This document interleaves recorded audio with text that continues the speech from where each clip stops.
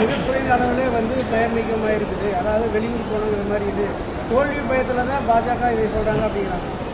தோல்வி பயம்லாம் இல்ல, எல்லாரும் வெற்றி பெற தான் போறோம். நான் உட்பட நிச்சயமாக வெற்றி பெற போகிறோம். அதுல எந்தவித மாற்று கருத்தும் இல்ல. ஆனா மக்களின் உரிமை பறிக்கப்படும் பொழுது அதற்கு குரல் கொடுக்கணுமா வேண்டாமா? மக்களின் உரிமை பறிக்கப்பட்டு அதற்கு குரல் கொடுத்தால் தோல்வி பயம் என்று சொன்னால் அதற்கு நீங்க தான் தோல்வி பயத்துல இப்ப அமுக்கமா இருக்கீங்க. நான் சொல்றேன், மறுபடியும் இதே கேள்விதான். மக்களின் உரிமை பறிக்கப்பட்ட போது, ஒருவரின் உரிமை கூட பறிக்கப்படும் போது ஏன் நீங்கள் மௌனம் சாதிக்கிறீர்கள்? ஸ்டாலின் மட்டும் இல்ல, அவரு கூட்டணி கட்சிகள் எல்லாருமே மௌனமா இருக்காங்க. அப்பனா என்ன அர்த்தம்? வேண்டும் என்று இது நடத்தப்பட்டிருக்கிறது என்பதைத்தான் நாங்கள் குற்றம் சாட்டுகிறோம்.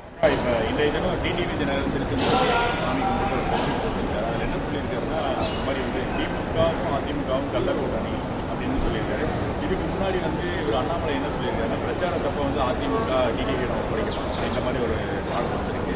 ஸோ இது பாஜகவுடைய நிலைப்பாடு. நீங்க சிங்களத்துல இருக்கிற மாதிரி இல்ல நாங்க என்ன சொல்றோம்னா, நாங்க ஒரு தேசிய சக்தியாக மக்களுக்கு நல்லது நடக்க வேண்டும் என்று நாம மக்களுக்கு நல்ல திட்டங்களை கொண்டு வந்து நாம கொண்டு வரப்போகிறோம்.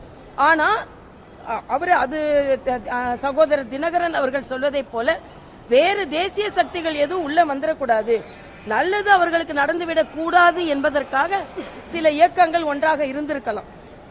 அது வாய்ப்பு இருக்கிறது. தமிழகத்தில் இதே மாதிரி நடந்திருக்கிறது இதற்கு முன்னாலேயே.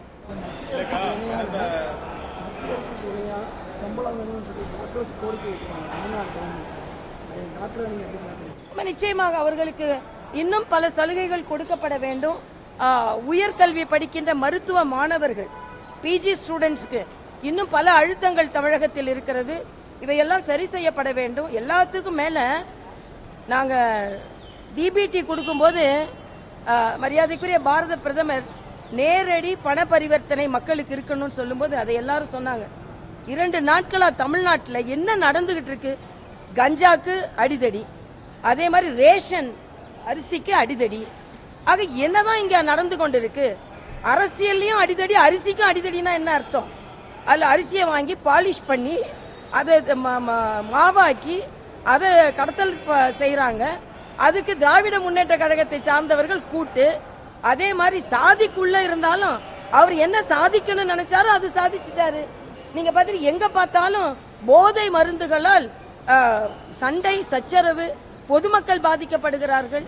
கண்ணகி நகர்னு ஒரு இடம் இருக்கு, நான் போட்டி போட்ட தென் சென்னையில ஒரு போதை ஆசாமி காவலர்களை அவர் அச்சுறுத்துகிறார்.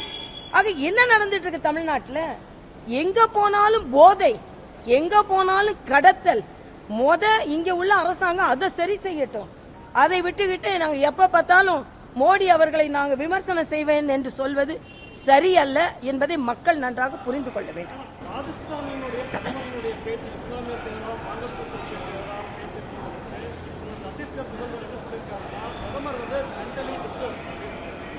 அதெல்லாம் ஒண்ணு இல்லைங்க, எல்லாரும் இப்ப வெளிநாடுக்கு ஒருத்தர் போயிருக்காரு, என்ன டிஸ்டர்பன்ஸ்ல வெளிநாடு போயிட்டாரு? அவர் டிஸ்டர்ப்னா நாங்க களத்துல நின்னு பேசிட்டு இருக்காருங்க. மற்றவர்கள் தான் மென்டலி டிஸ்டர்ப்டு, அவர் ஒன்னும் இல்ல. அதனால அவரு தெளிவா இருக்காரு. உத்தரப்பிரதேசத்துல நம் சிறுபான்மையினர் மக்களுக்கு இவ்வளவு நல்லது செய்திருக்கிறேன்னு சொல்லும் போது ஏன் அது காதுல விழ மாட்டேங்குது? மரியாதைக்குரிய பாரத பிரதமர் மிக தெளிவாக இருக்கிறார். அவரை பொறுத்து கொள்ளாத வேணா, மற்றபடி கலங்கி போயிருக்கலாம் என்பது எனது கருத்து. இல்ல, நான் அதுக்கு பதில் சொல்லிட்டேனே. அவர் அந்த உள்நோக்கத்துல பேசல. நம்ம நாட்டின் சொத்து ஏனென்றால் காங்கிரசின் தேர்தல் அறிக்கைக்கு எதிர்வினை ஆற்றியிருக்கிறார், அவ்வளவுதான். அவரோட கருத்து அவர் சொல்லல. இது ஏற்கனவே காங்கிரசின் பின்புலம் அப்படி இருக்கிறது. வாக்கு வங்கிக்காக அவர்கள் என்ன வேணாலும் செய்வார்கள் என்பதைத்தான் அவர் சொல்லி இருக்கிறாரே தவிர வேற என்ன சொல்ல.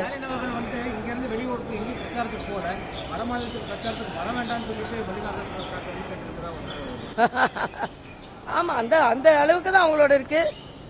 அதாவது ஜெயில 2 சீஃப் மினிஸ்டர் இருப்பாங்க. பினராயி விஜயன் ராகுல் காந்தி கூட சண்டை போட்டுட்டு பிரியங்கா காந்தி ஏன் பினராயி விஜயனை ஏன் கைது செய்யலன்னு கேட்டுட்டு இருக்காங்க. இன்னொன்று, இங்கே உள்ள ஒரு அமைச்சரே சிறையில இருக்காரு, துறை இல்லாத அமைச்சர். அவருக்கு என்ன துறைன்னு அவரால் சிறைத்துறை கொடுத்திருக்காங்களான்னு எனக்கு தெரியாது.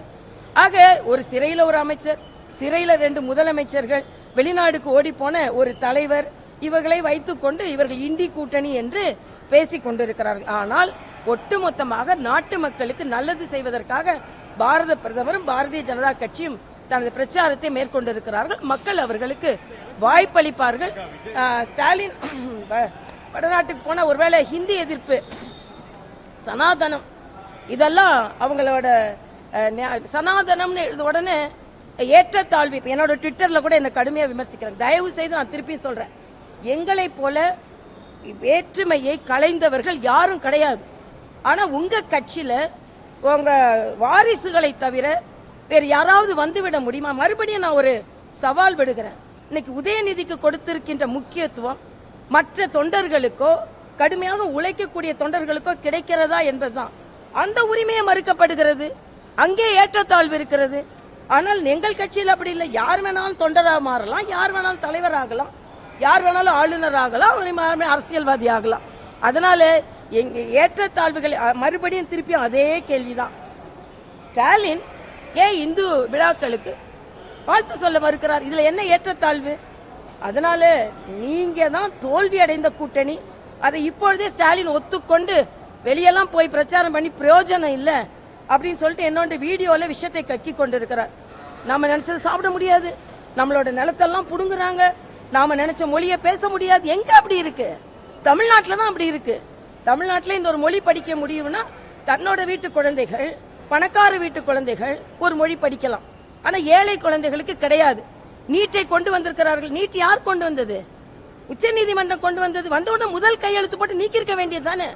நான் கேட்கிறேன் ஸ்டாலின், இன்னைக்கு நாம நீட்டை கொண்டு வந்திருக்கிறார்கள், திணிக்கிறார்கள் என்றால் முதல் கையெழுத்து போட்டு நீக்குவேன்னு சொன்னீங்களே, ஏன் போடல? முதல் கையெழுத்து போட்டிருக்க வேண்டியதானே. முதல் கையெழுத்து உச்ச நீதிமன்றத்தை எதிர்த்து போட்டா உங்க தலையெழுத்து எப்படி இருக்கு நீங்க பாத்திருப்பீங்க.